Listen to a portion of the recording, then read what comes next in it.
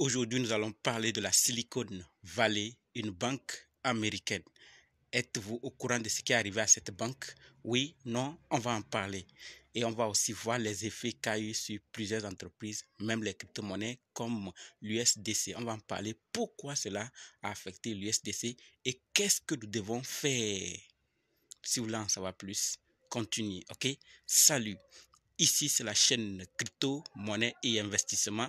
Et sur cette chaîne, nous parlons de deux thèmes, les crypto-monnaies en général et quelques business en particulier. Alors, si ces deux thèmes vous intéressent, n'hésitez pas à cliquer sur s'abonner, activer la cloche de notification pour ne rien rater sur toutes les vidéos d'urgence. Et prenez place, car il y a de la place pour tout le monde, y compris vous, quelle que soit votre position géographique. Ok? Mille merci à tous ceux qui sont déjà abonnés, qui me laissent des commentaires, qui partagent mes vidéos. Grâce à vous, on a plus de 6800 abonnés et je vous dis merci du soutien. On va aller dans le but. Mais oui, vous n'avez pas cliqué sur abonner, c'est fait? C'est vous? C'est fait? Ok, c'est parti.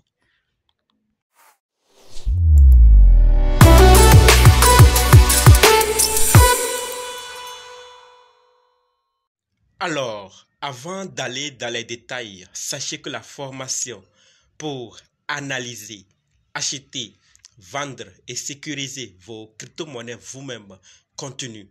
Si c'est votre première fois d'entendre parler des crypto-monnaies, vous êtes dans le monde des crypto-monnaies il n'y a pas longtemps, vous voulez vous former et être indépendant, alors sachez que cette formation est faite pour vous. Elle vous permettra d'acquérir votre indépendance.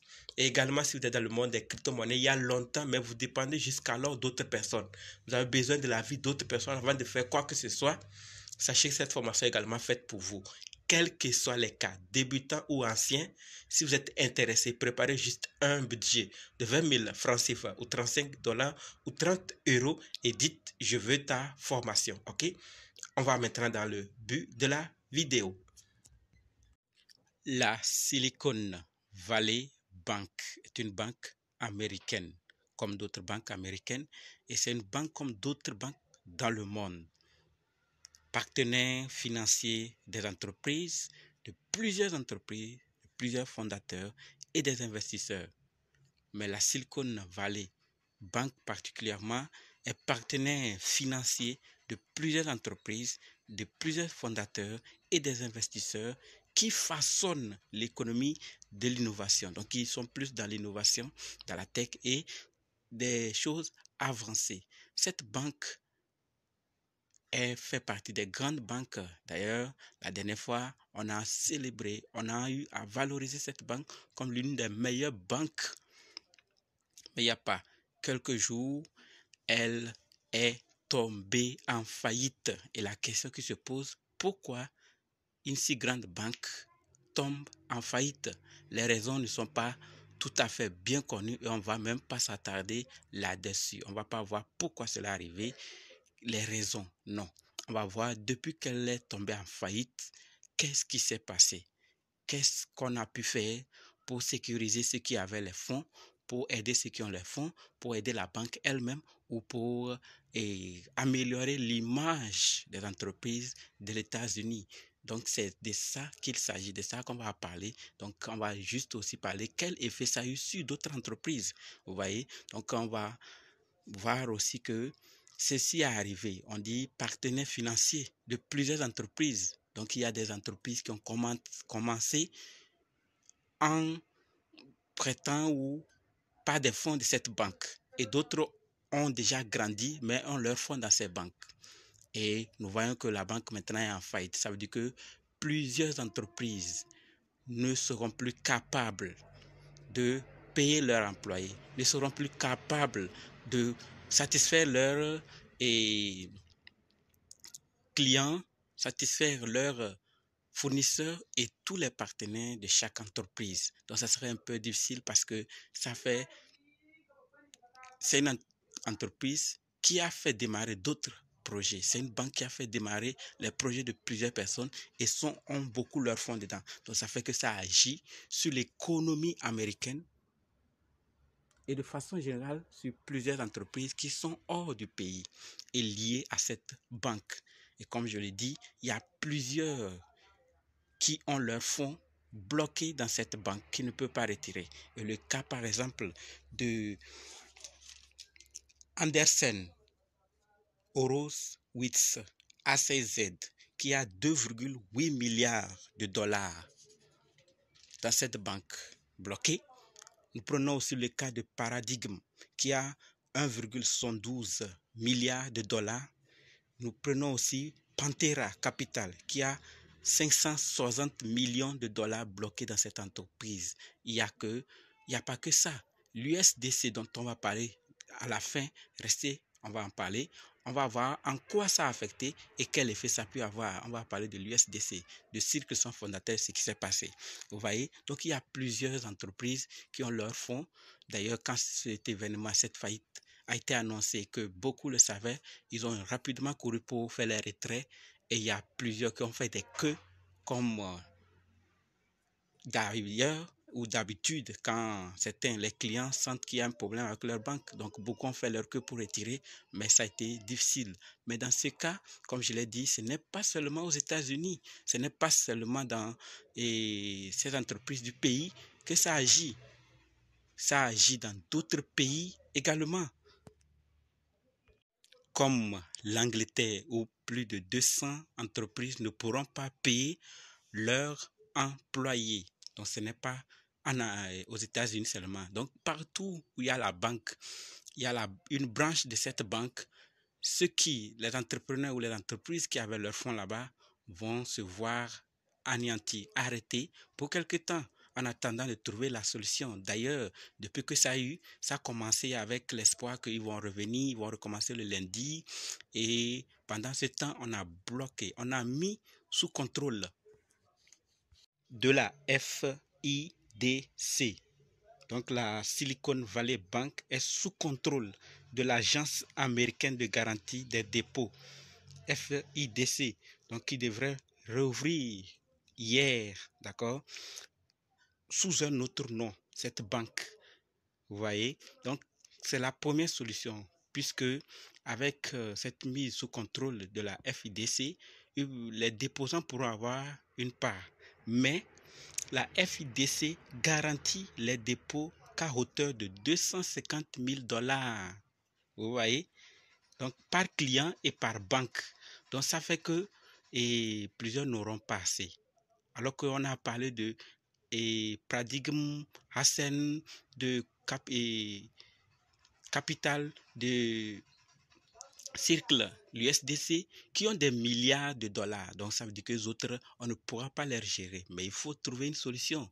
Donc, c'est ce qui a fait qu'il y a plusieurs actuellement qui sont en train, d'accord, pour ne pas faire affaiblir, comme vous l'avez vu, le ministre américain et de l'Angleterre le dit. Comment faire pour que ça ne puisse pas affecter l'économie et de l'Angleterre? Il y a des investisseurs, d'autres banques qui veulent acheter la branche de Silicon Valley Bank en Angleterre. Et même aux États-Unis, il y a déjà des candidats qui veulent acheter cette banque comme JP Morgan. Vous voyez la liste des prétendants de l'acquisition de SVB Financial Group, PNC, Morgan Stanley, Apollo Management. Donc, c'est des gens qui sont déjà là, qui veulent acquérir le groupe même. Donc ça, il y a quand même certains qui veulent faire pour que l'entreprise vive encore. Et ça, c'est ce que je le dis toujours, moi ça m'intéresse parce que non seulement ça va affecter ceux qui déposent, si la banque part complètement, c'est-à-dire elle disparaît, ça va affecter beaucoup l'économie. Et il faut que d'autres grands ou ceux qui peuvent s'associent pour acheter ces banques qui veulent tomber ou qui sont tombés en faillite. Donc il y a déjà des prétendants aux États-Unis pour acheter le groupe. Et en Angleterre même, la Banque de Londres présente officiellement son offre pour acquérir la branche britannique de Silicon Valley Bank. Vous voyez, donc on nous dit que c'est le fruit d'un effort de la part d'un consortium de sociétés de capital investissement. Et ce n'est pas la seule entreprise qui veut, ou la seule banque qui veut vraiment acquérir le groupe et la filiale, plutôt la branche en Angleterre. Il y a d'autres, OAK North Bank, il y a ADQ qui veulent aussi acquérir la branche d'Angleterre. Donc vous voyez qu'il y a eu problème. la banque est en faillite, oui. Mais les solutions sont déjà là, non seulement sous contrôle de la FIDC, mais aussi certains veulent acheter pour faire vivre l'entreprise, pour faire vivre la banque, afin de ne pas trop affecter l'entreprise. C'est ce qui m'intéresse. Et est-ce qu'il y a ça dans votre pays? Quand une banque veut tomber en faillite, d'autres viennent où il y a une organisation qui permet de protéger quand même les déposants, afin qu'ils puissent. D'ailleurs, on va maintenant parler de pourquoi cette faillite a affecté l'USDC. En quoi ça a affecté l'USDC et pourquoi ça a beaucoup fait du bruit et affecté beaucoup l'USDC. Donc, on va parler de ça maintenant. À la question de savoir pourquoi la faillite de la Silicon Valley Bank affecte Circle, la réponse est là. Silicon Valley Bank est l'une des 6 partenaires bancaires que Circle, l'entreprise qui émet le stablecoin USDC, utilise pour gérer la part d'environ 25% des réserves de l'USDT détenues en espèces. Vous voyez, et on nous dit que, plus précisément, l'USDC est actuellement garanti à 77%. Ça, c'est ce que l'équipe de Circle fait pour garantir les utilisateurs de l'USDC. Donc, l'équipe nous sort clairement que l'USDC est actuellement garanti à 77%. 32 puisque les réserves de l'USDT sont à 40 milliards de dollars. Maintenant, sur les 40 milliards, 32,4 milliards de dollars sont soutenus par des bons du Trésor américain avec une période d'échéance de 3 mois ou moins. Et 23%, c'est-à-dire 9,7 milliards de dollars par des liquidités détenues dans diverses institutions, dont SVB. Maintenant, pourquoi? Comme on a dit, la SVB est une banque, d'accord, la 6e banque partenaire de Circle qui émet le stablecoin USDC. Nous savons tous que la stabilité des stablecoins est directement liée aux actifs sous-jacents qui les soutiennent, n'est-ce pas? Maintenant, on nous dit que Silicon Valley a, dans les 23% là, une partie. C'est combien? La Silicon et le Circle, l'entreprise Circle a 3,3 milliards de dollars auprès de la Silicon Valley Bank. Et depuis qu'ils ont entendu qu'il y a problème avec la Silicon Valley, ils sont partis faire demande de retrait. Mais ça n'a pas marché, ça n'a pas donné.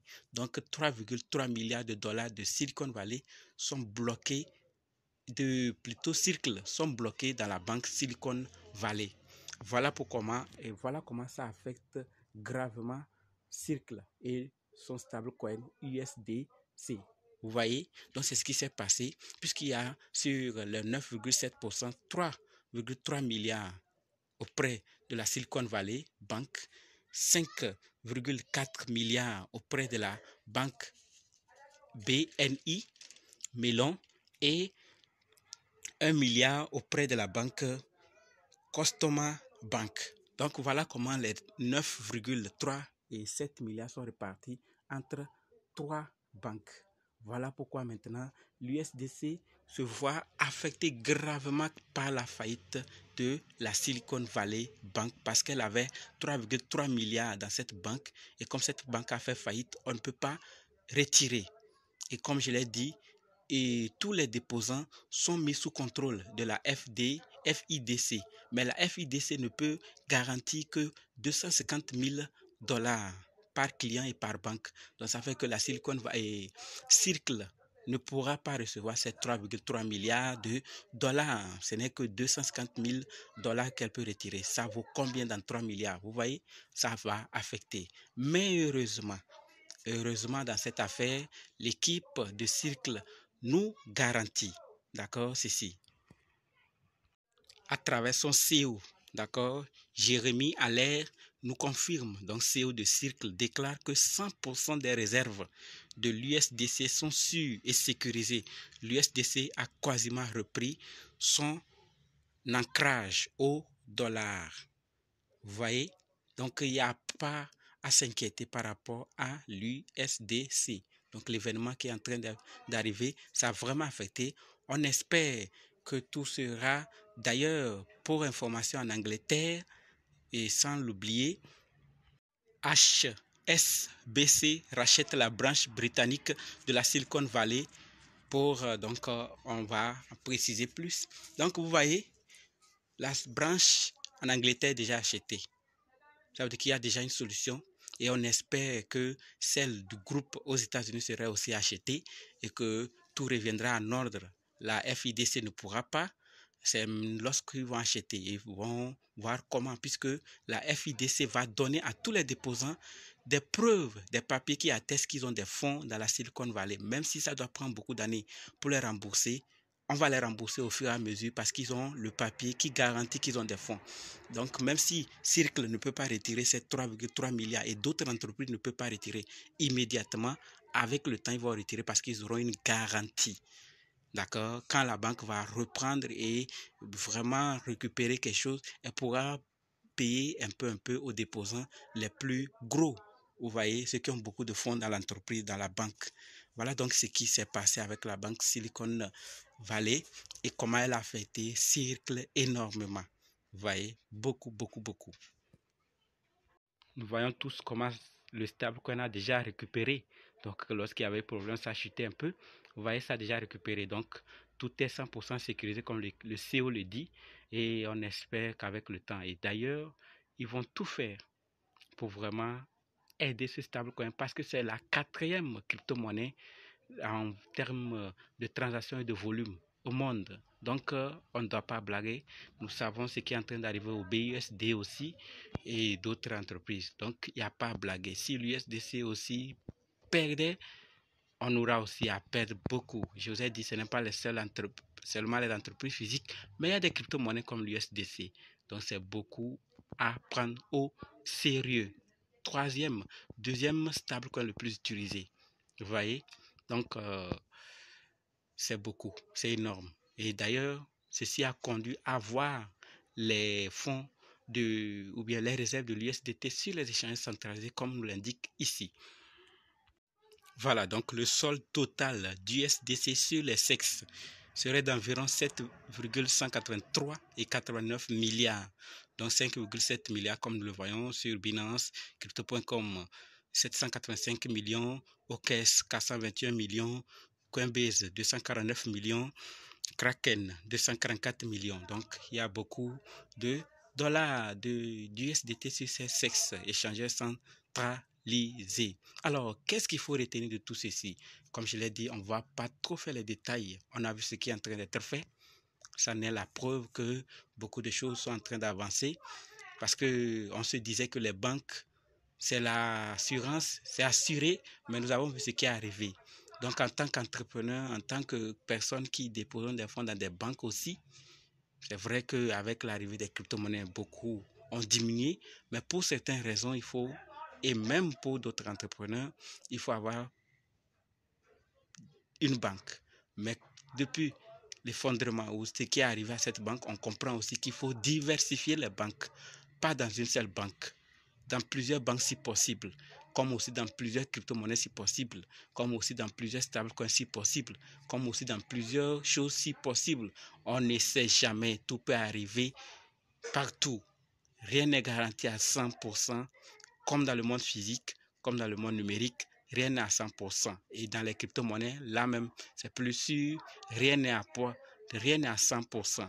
Donc, faisons et mettons nos argents, diversifions, mais dans des projets solides. N'allez pas investir dans n'importe quelle crypto-monnaie.